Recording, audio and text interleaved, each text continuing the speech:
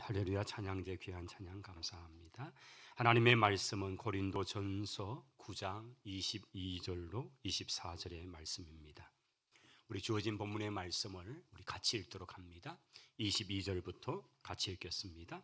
약한 자들에게 내가 약한 자와 같이 된 것은 약한 자들을 얻고자 함이요, 내가 여러 사람에게 여러 모습이 된 것은 아무쪼록 몇 사람이라도 구원하고자 함이니, 내가 복음을 위하여 모든 것을 행함은 복음에 참여하고자 함이라. 운동장에서 다름질하는 자들이 다 달릴지라도 오직 상을 받는 사람은 한 사람인 줄을 너희가 알지 못하느냐? 너희도 상을 받도록 이와 같이 다름질하라. 아멘. 아멘. 할렐루야. 1월 셋째 주일입니다. 우리 2부 예배 귀한 자리에 함께 하신 우리 귀한 성도 여러분들을 주님의 이름으로 환영하고요, 또 오늘 이 자리에서 하나님 앞에 예배 드리는 것이 얼마나 복되고 기쁜 자리인지 모르겠습니다. 한번 고백합시다. 예배 드림이 기쁨입니다. 할렐루야. 예배 드림이 기쁨입니다. 그것은 살아계신 하나님을 배움는 시간이고 영으로 우리 가운데 역사하시는 그분과 함께하는 귀한 시간이기 때문입니다. 또한 우리 옆에 계신 분들에게 좀 축복합시다. 예배 성공자가 됩시다. 예배 성공자가 됩시다. 저희 총회 신학대학원, 목사님인 되기 위해서 공부를 꼭 해야 되는 신학대학원, 경기도 용인에 있는 양지라는 면에 있습니다. 그 학교 가까이에는 한국 선교 100주년 순교자 기념관이라는 곳이 있습니다. 제가 좀 오래전에 그곳을 방문한 적이 있었습니다. 그곳에 3층에 올라가면 그곳에는 이 땅 한국에 와서 순교하신 외국 선교사님들과 또 우리 신앙의 선배 되시는 분들이 참으로 믿음을 지키고자 애를 쓰면서 결국은 그 믿음을 지키기 위해서 순교를 할 수밖에 없는 그런 상황 속에 순교의 제물이 된 분들, 그분들의 사진들이 있는 것을 보게 됩니다. 우리가 역사를 통해서 또 세계 공부를 하면서 보았던 바로 그 이름들이 이 땅에 오셔서 그렇게 짧게 지내다 가신 분도 있고요, 또 어떤 분은 이 땅에 도착하자마자 그냥 이 땅의 병에 걸려서 그렇게 돌아가신 분도 있기도 하고, 또 이 땅에 선교사님의 자녀로 태어나서 그냥 갓난아기 때에 그렇게 죽음을 맞이한 어린 아이들의 이야기도 있고요. 이런 스토리가 있는 곳인데 한 분 한 분 순교자들의 사진들을 쭉 보면서 이렇게 하나씩 보는데 제일 마지막에 오니까 제 사진이 떡 있는 거예요. 사실은 사진이 없는 빈 액자였습니다. 그리고 그것은 거울이 있었습니다. 이렇게 한 분 한 분을 보다가 그 앞에 딱 서니까 바로 그것을 보고 있는 자신의 얼굴이 거울에 딱 나타난 것입니다. 아이쿠, 나도 이 자리에,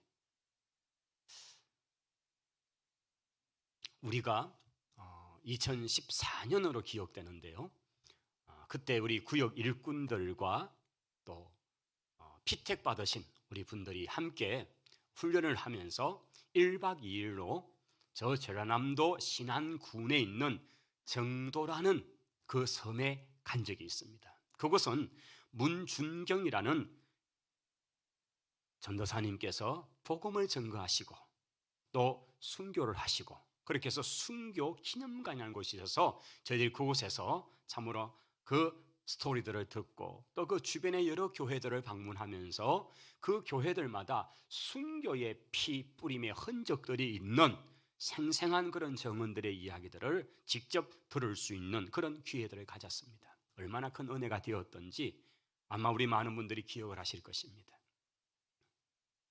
근데 이런 질문이 던져졌습니다. 무엇이 이분들로 하여금, 사실 문준경이라는 전도사님은 정말 여린 여인의 모습이요, 여인이죠.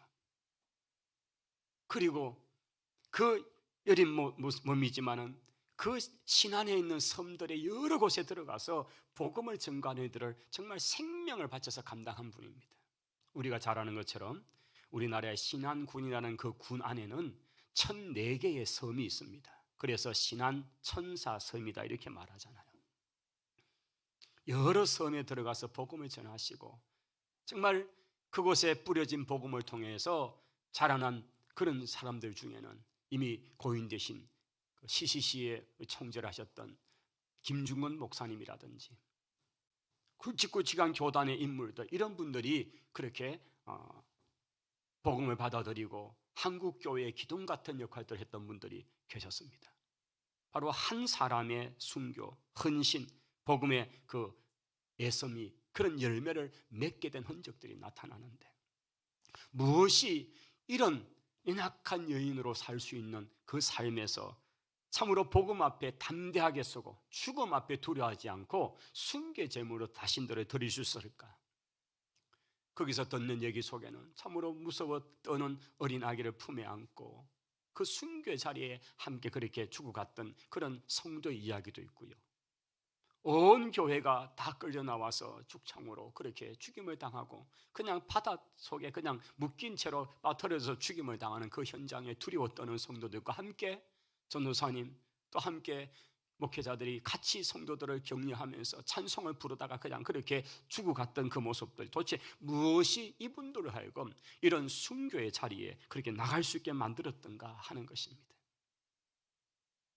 그래서 우리가 성경을 통해서 보는 것처럼 그분들 속에는 천국의 소망이 있었고 부활의 확신이 있었고 하나님이 주시는 상급이 있었기 때문인 것입니다. 이런 확신을 갖고 있었기 때문에 믿음을 지키고 신앙을 지키면서 끝까지 살아왔던 것입니다. 우리가 믿음의 생활을 하지만은 어떤 분들은 이런 생각을 할 수 있습니다. 교회를 열심히 나와도 또 누가 나를 알아주는 사람도 없고 심지어는 참 방해도 하고 못마땅해 여기기도 하면서 이렇게 내가 교회 와야 되는가? 이런 신앙생활을 하는 게 누가 알아주겠느냐? 그런데 기억하십시오. 성경에는 분명히 믿음을 지킨 우리에게 상이 있다고 말씀하고 있다는 것입니다. 우리 성경 마태복음 5장 12절에 보면 기뻐하고 즐거워하라. 하늘에서 너희 받을 상이 크다라고 말씀하시면서 너희 전에 있던 선지자들도 이같이 박해하였다라는 주님의 말씀이 있습니다. 예수님을 따르고 예수를 믿는 이유 때문에 박해를 당할 때에 이것을 이상하게 여기지 말고 오히려 기쁘게 여기라. 왜냐하면 이전에 선지자들도 이런 박해 속에서 믿음을 지켰다고 말씀하시는 것입니다. 오늘 우리가 기뻐할 이유, 이것은 하늘에 우리의 상급이 있기 때문인 줄을 믿습니다. 그뿐이 아닙니다. 고린도전서 3장 8절에 사도 바울은 각각 자기의 일한 대로 상을 받을 것이라고 분명히 말씀하고 있는 것입니다. 성도 여러분, 사실 오늘 이 예배당까지 올라오시는데 여러분 그게 쉬웠던 분도 있죠. 그냥 된 분도 있지만 얼마나 마음에 또 갈등이 있습니까? 이렇게 비도 철시 내리는데 집에서 찌짐이나 구워 먹고 막 그냥 있고 싶은데, 그런데 이 자리에 나온 것이 이게 얼마나 귀한지 모릅니다. 하나님의 은혜인 줄을 믿습니다. 우리 옆에 계신 분에게 좀 더 따뜻한 마음으로 참 잘 왔습니다. 잘 오셨습니다. 잘 오셨습니다. 참 찌짐의 유혹을 이기고 잘 오셨습니다. 이런 날은 그냥 이렇게 뜨신 방에 배 깔고 누워 있고 싶다고요. 왜 배를 깔고 눕나 보죠. 등을 대고 눕지. 그런데 우리가 이곳에 나오고 우리가 어려워도 또 사실 이제 명절이잖아요. 또 명절이 되면 참 또 어렵잖아요. 시집도 가야 되고 친정도 가야 되고 처가도 가야 되고. 그런데 믿음이 없는 그런 곳에 가서 또 얼마나 또 수모를 당하고 참 예수쟁이 왔다고 또 그렇게 보는 그런 분위기 속에서 이렇게 믿음을 지킨다는 것. 그런데 기억하십시오. 여러분이 당하는 이 어려움들, 핍박들, 방해들, 그런데 주님께서 기억하시고 여러분에게 받을 상이 있다는 사실을 기억하시기 바랍니다.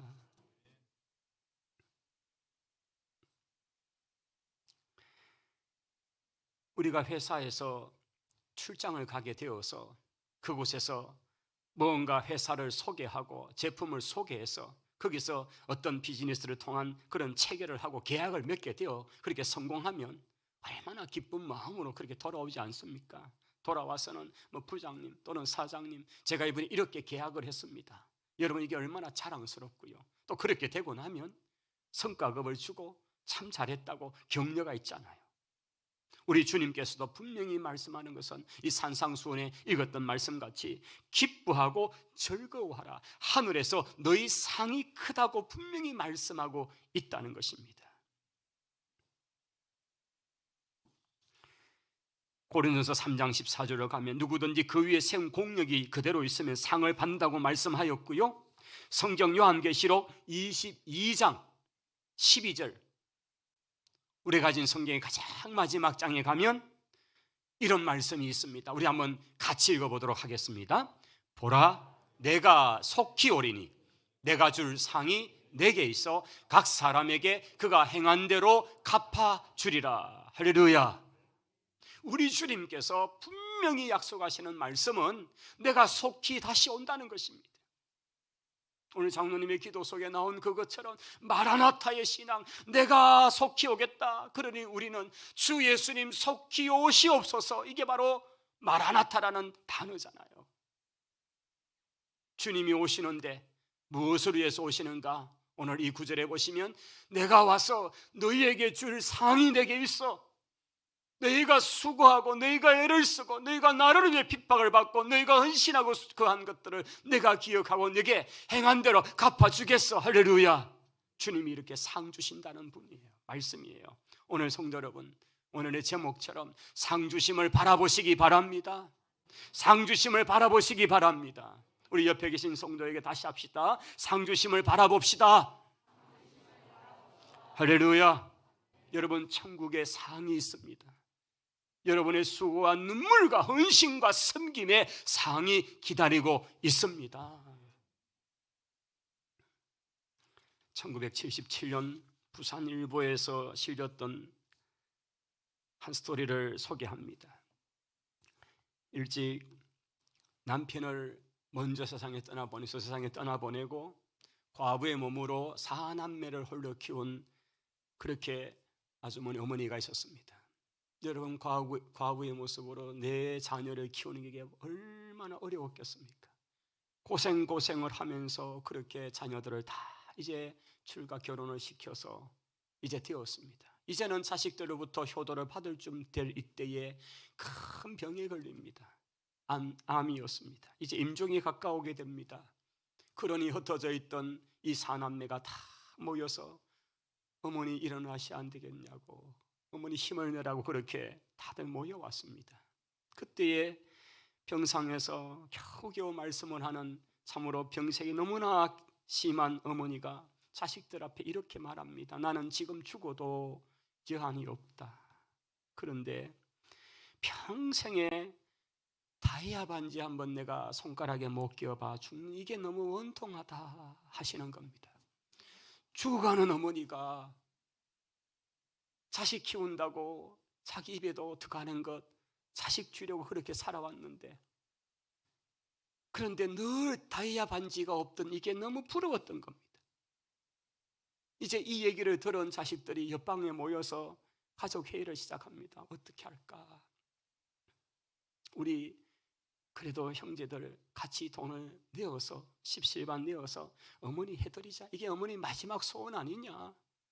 그때에 만무리가 이런 아이디어를 냅니다. 옆집에 아주머니 다이아 반지가 있더라고요.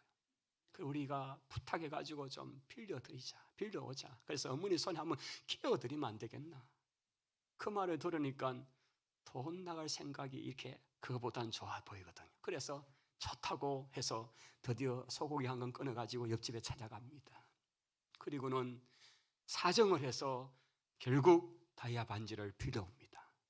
새 것처럼 하기 위해서 어디서 또 포장 케이스를 빌려와가지고 이쁘게 넣어서 포장을 해서 어머니 앞에 이렇게 내어놓으니까 다 돌아가시는 그 어머니가 눈이 흐지면서 다이아를 이렇게 만지면서 불에다가 비춰보곤 하더니만 아이고 진짜 다이아다고. 그리고는 손가락에 연신 넣어보고 어째 이렇게 잘 맞노? 그리고는 큰아들 이름을 부르더랍니다. 누구야? 니 좀 가서 물 좀 또 넣어. 내 목이 마르다. 그래서 아들이 물을 가져왔고요. 어머니는 반지를 쑥 빼더니만 입에 넣고 물을 마십니다.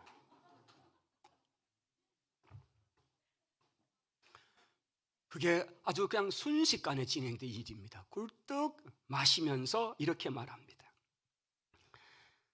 너희들이 선물한 이 반지 의미가 저성기 노잣돈 할란다. 그리고는 꿀꺽 삼키고는 반듯하게 누우시더니만은 결국은 얼마 후에 숨을 거둡니다. 어머니가 돌아가신 사실과 장례를 어떻게 치룰까에 보다도 옆방에서 더 심각한 문제는 이 다이아를 어떻게 찾을까? 아들들은 말합니다. 배째자. 딸들은 엄마 2번 죽이라 하나. 결국은 화장장까지 갔습니다. 화장을 마쳤습니다. 뼈가 얼마나 잘 굽혀 나왔는지 생각보다도 다이아가 근사한지 아무리 뒤져봐도 그냥 이미 그 센 불에 변형이 다 되어버린, 그래서 도저히 돌려줄 방법이 없어서 결국은 장례를 마치고 돈을 모아가지고 새 다이아를 해서 옆집에 돌려줬다는 겁니다. 여기까지가 신문의 이야기입니다. 저는 이제 그 다음에 살을 제 마음대로 붙입니다. 성경의 말씀을 따라서. 여러분, 이 아주머니, 이 어머니는 자기가 이 반지를 꾹꾹 삼키면 그분의 말처럼 그 뱃속에 넣어두면 저승 갈 때 노잣돈이 될 거라고 생각한 것입니다. 교회 다니는 사람이 아니라는 게 대반에 알려지죠. 천국에 소망 있는 게 없는 분이죠. 그냥 그분은 살았던 분이죠. 그런데 성경이 우리에게 분명히 말씀하는 사실은 우리가 세상을 떠나는 그날에 우리가 가지고 있는 소유한 어떤 것도 가져갈 수 없다고 성경은 말씀하고 있습니다. 빈손으로 이 땅에 온 인생이 빈손으로 알몸 즉 적신으로 왔으니 적신으로 돌아갈지어다. 너희는 흙이니 흙으로 돌아갈 것이고 티끌이니 티끌로 돌아갈 것이라고 성경은 말씀합니다. 사실은 이 사실을 육아에서도 잘 알고 있습니다. 그래서 수의를 만들 때 그 수의에는 주머니가 없습니다. 가져갈 수 없다는 것입니다. 아무리 비싼 그런 수의를 입혀드려도 그냥 화장할 때, 매장할 때 다 없어집니다. 부모님 위해서 큰 무덤 그렇게 수천만 원 들여서 갖다 한다들, 그게 무슨 어머니에게 무슨 게 되겠습니까? 돌아가신 어머니에게는 아무 의미가 없습니다. 실제로 그냥 자손들이 그렇게 했다는 거 보이는 것 뿐이지 아무것도 가져갈 것이 없습니다. 그때서야 내 생명과 재물의 주인이 내가 아니다라는 사실을 깨닫게 되고 나는 아무것도 가져갈 것이 없는 인생이라는 사실을 깨닫게 되는 것입니다. 그렇다면 우리가 이 땅에 와서 나중에 떠나갈 때에 아무것도 가져갈 수 없다면, 그런데 성경에서 보니까 미리 보낼 수는 있다는 사실입니다. 할렐루야.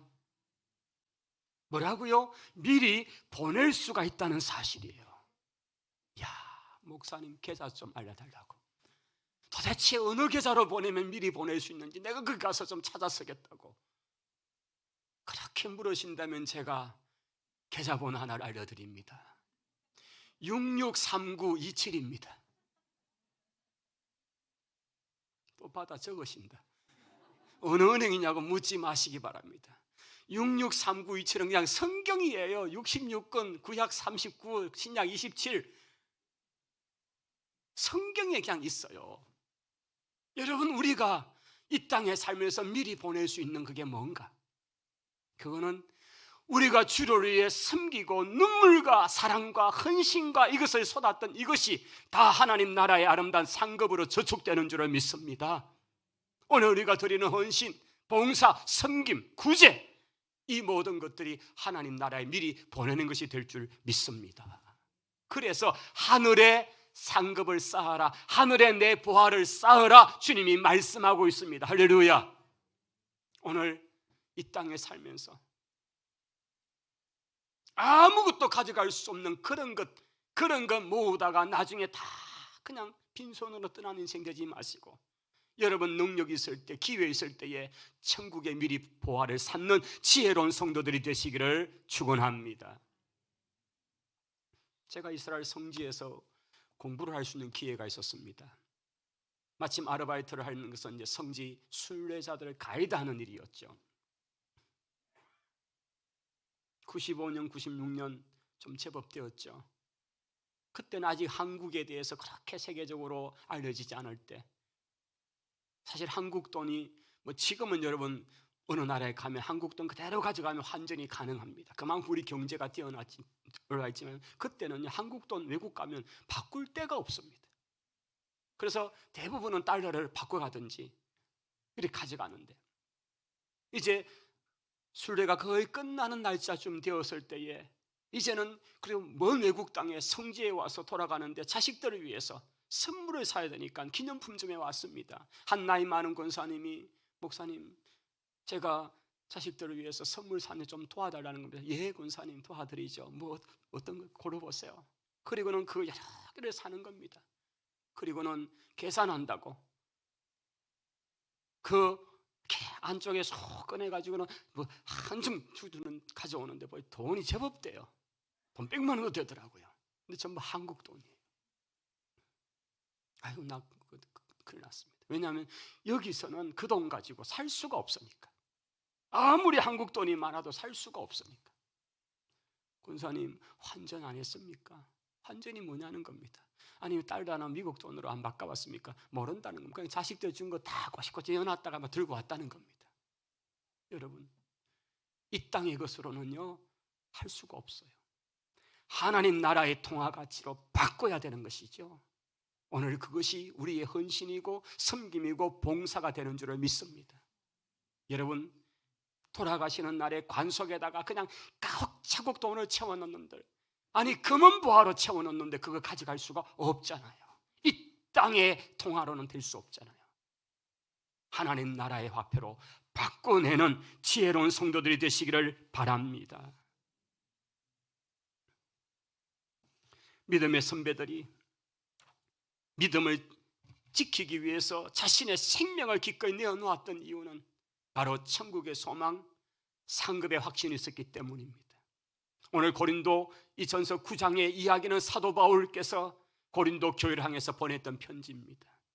사도 바울은 그가 출생하고 나니까 그는 금수저 출신이었습니다.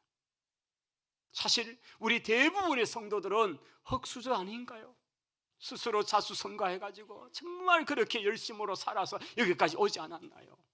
사실 우리 한국의 이 현대사를 보면 60, 70, 80, 90 이렇게 되신 분들은 정말 그냥 고개를 숙여야 합니다. 왜냐하면 그분께 고개를 숙여야 합니다. 왜냐하면 일제치하에서 6.25 전쟁을 지나면서 정말 폐허가 된 이 땅을 이렇게 세웠던 세대들이잖아요. 아무것도 없던 그 가운데 정말 흙수저가 아니라 아예 수저조차도 없었다고 하는 그 자리에서 이렇게 나라를 세계 5대 6대 정도의 세계 그런 경제 강국으로 만들어 놓았잖아요. 정말 흙수저 같은 인생이었지만 이렇게 먹고 살만할 뿐 아니라 세계에서 부러워하는 나라가 되었는데, 사도 바울은 태어나고 보니까 그는 금수저였다고요. 자신은 로마 시민권자로 툭 태어난 거예요. 그 당시에 대부분 점령지의 사람들은 자기가 어떤 특별한 공을 세우거나 아니면 많은 돈을 가지고 시민권을 사고자 그렇게 혈안이 되어 있었습니다. 왜냐하면 로마 시민권을 얻으면 너무 혜택이 많기 때문에. 그가 태어난 곳은 길르기아 다소라는 곳이라고 소개하고 있습니다. 길르기아 다소는 지금으로 말하면 터키 땅입니다. 그냥 로마가 정복한 점령지에서 태어났는데 어떻게 로마 시민권자로 툭 태어났는가? 그것은 부모님이 로마 시민권자이기 때문이겠죠. 그러니까 그 집은 그냥 바울은 금수저 출신인 거예요. 그뿐 아닙니다. 어릴 때 아마 어머니가 유대인이기 때문이겠죠. 그래서 유대인의 그 피가 있기 때문에 어릴 때 그는 예루살렘으로 유학을 보내집니다. 그렇게 해서 최고의 랍비였던 가말리엘이라는 그 대스승 밑에서 공부를 합니다. 흩어져 있던 디아스포라 유대인들은 그 예루살렘에서 최고의 랍비에게 공부하는, 이것은 최고의 그냥 원하는 거였죠. 미국에 유학 보냈다 이런 것 같은 거죠. 그렇게 이 바울이라는 사울 청년은 어릴 때부터 예루살렘에서, 그리고 가말리엘 선생 밑에서, 그리고 가장 정통학파가 되는 바리새파 학파에서 그렇게 배웠습니다. 그가 왕성한 혈기왕성한 청년의 시절을 보낼 때에 무슨 나사렛에서 일어난 예수를 따르는 어떤 무리들이 있다는데, 이들은 이단으로 구성이 되고 이들은 세상에서 없애는 것이 유대교를 위해서, 하나님을 위해서 이거는 옳으리라고 확신하던 사람이었습니다. 어느 날 스데반이라고 하는 사람이 복음을 예수를 가는 소개를 하는데, 이를 끌어다가 유대인들이 지금 그들이 모여서 이를 처단하자고 그렇게 한 겁니다. 이제 그를 성 밖에 끌어내고 돌을 가지고 던지기 직전에 많은 사람들이 이 청년 사울 바울을 주목합니다.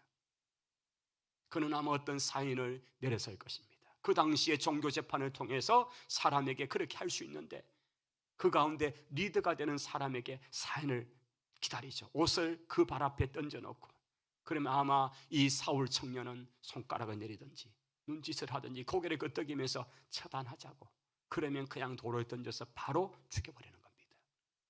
이 일을 마땅히 여겼다고 그렇게 기록되어 있습니다. 이것은 하나님을 위해서 맞은 일이야. 이런 잘못된 자들, 이런 무슨 예수를 따르는 예수가 하나님이라고, 하나님의 아들, 이렇게 신성모독하는 이런 자들은 세상에서 없애는 것이 옳다고 믿었던 사람입니다.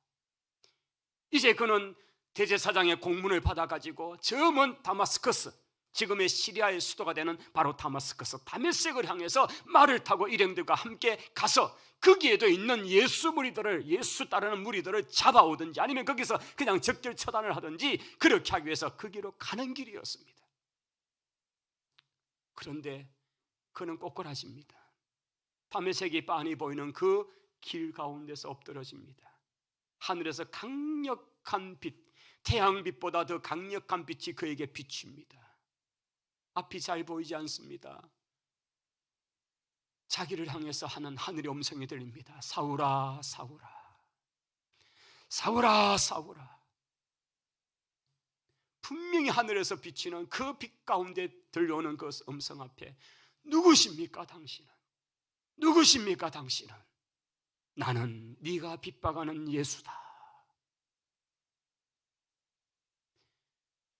부활하시고 하늘로 승천하셔서 하나님 보좌 우편에 계시는 예수님께서 그날 이 사울 청년에게 나타나신 것입니다. 그리고 예수님이 진짜 하나님의 아들이요 메시아라는 사실을 바울에게 보여주신 것입니다. 바울은 이날 변화가 됩니다. 거듭납니다. 아니, 예수쟁이는 가짜인 줄 알았는데, 저 나사렛의 예수는 거짓인 줄 알았는데, 진짜 하나님의 아들이라는 사실을 그는 그날 받아들이게 되고 믿게 되는 것입니다. 그리고 그는 새 사람이 되었습니다. 할렐루야. 오늘 우리가 왜 복음을 전하고 왜 믿지 않는 가족들을 품고 그렇게 해야 합니까? 여러분, 정말 믿을 것 같지 않는 가족, 친척들, 그런 사람들도요, 예수님 만나면 변화의 역사가 일어날 줄을 믿습니다. 예수님 만나면 변화되는 거예요. 그래서 그 예수님을 만나도록 접촉점을 찾는 거잖아요. 오늘 성경 읽었던 본문, 사실은 우리가 22절 앞부분도 읽어야 되는데 바울이 이런 말을 하죠. 내가 약한 자와 같이 된 것은 약한 자들을 얻고자 하는 것이다. 율법 없는 자에게 내가 율법 있는 자지만 율법 없는 자같이 가는 것은 그들을 한 사람이라도 얻고자 하는 것이다. 여러분, 이렇게 표현하는 것은 바로 자신이 약한 사람들의 무리 속에 들어갈 때에 무슨 헬스를 해가지고 막 엄청난 건강한 모습으로 우통을 탁 벗고는 너희들 나처럼 그렇게 해서 예수 믿어 이렇게 하면요, 아픈 사람들이 참 지는 건강하니까 저러지 그렇잖아요. 그런데 아픈 사람들 틈에 있는데 더 중병에 있는 사람이, 도대체 저 사람은 우리 병실에서 제일 아픈 환자인데, 그런데 어떻게 얼굴은 더 환하고 더 신앙이 있고 더 기뻐하고 막 맨날 무슨 노래를 부르고 찬송이라는 걸 부르고 있는데 도대체 왜 그런지 보니까 그분이 예수님 믿고 그분이 하나님을 섬기고 있기 때문에. 여러분, 더 중한 환자가 그렇게 기뻐하는 걸 보면요, 보통 사람들은 막 자기는 그냥 무슨 가자 같고, 그래서 괜히 아프다 하는 게 미안하고. 여러분, 바로 이 얘기잖아요. 내가 약한 자들에게 약한 자의 모습으로 다가가는 것은 아무쪼록 그 약한 사람을 내가 얻고자 하는 것이다. 구원하기 위해서다. 전도하기 위해서다. 할렐루야. 이게 바울의 마음이라는 이야기입니다. 우리가 소그룹을 이제 시작을 하고 있잖아요. 여러분, 소그룹을 왜 하고 있습니까? 이 소그룹은 바로 그 약한 사람이라는 사람들을 구하는 거잖아요. 지금 바로 교회로 오라면 얼마나 거부감이 심합니까? 그런데 이런 소그룹, 그게 구역일 수도 있고 전도회가 될 수도 있고, 또는 우리가 말하는 지금 여러 가지 취미 활동을 통한 소그룹이 될 수 있죠. 이것은 하나의 예수 그리스도를 인도하는 하나의 접촉점, 전도의 접촉점을 만들기 위해서 소그룹을 하는 거잖아요. 여러분, 이게 소그룹이 무슨 개모임입니까? 아니잖아요. 우리 교회, 같은 교회 다니는 사람끼리 모여서 똘똘 또 모여가지고 또 노는, 이거 아니잖아요. 이런 모임을 매개체로 해서 예수 믿는 사람, 믿지 않는 사람들 어떻게든 그렇게 같이 어울리게 해서, 아, 교회 다니는 사람들 보니까 이 사람들 좀 멀쩡하긴 멀쩡하네, 같이 좀 사귀보고 싶네, 술 안 먹어도 잘 노네, 이렇게 해서 그들을 하여금 교회의 마음을 긍정적으로 좋게 만들기 위해서 교회를 인도하기 위해서 속으로 하는 거잖아요. 오늘 바울의 심정 가지고 참으로 내가 아무쪼록 약한 자들에게 약한 자와 같이 된 것은 약한 자들을 얻고자 함이요, 내가 여러 사람에게 여러 모습이 된 것은 아무쪼록 몇 사람이라도 구원하고자 함이니. 할렐루야. 오늘 우리에게 이 마음이 있기를 원합니다. 사도 바울이 복음을 전하면서 수많은 어려움을 당했습니다. 환난을 맞았습니다. 그가 스스로 고백한 내용 속에는 자신은 강도의 어려움을 만난 적도 있고 물의 어음을 만난 적도 있고, 심지어는 태장, 그냥 매를 맞는데 로마의 법으로 40대를 맞으면 적사하기 때문에 하나를 뺀 39대가 법으로 정한 최고 많이 맞는 거예요. 그런 39대 맞는 매도 여러 차례 맞았다. 그는 그렇게 고백합니다. 무엇이 그를 그렇게 했습니까? 그렇게 매를 맞고 억울하고 정말 죽을 고비를 경험하면서도 왜 끝까지 예수님 따르고 있습니까? 예수님 증거하고 있습니까? 그것은 천국에 상급이 있기 때문입니다. 할렐루야. 여러분, 천국에 상급이 있기 때문에 믿음으로 살아가는 거잖아요.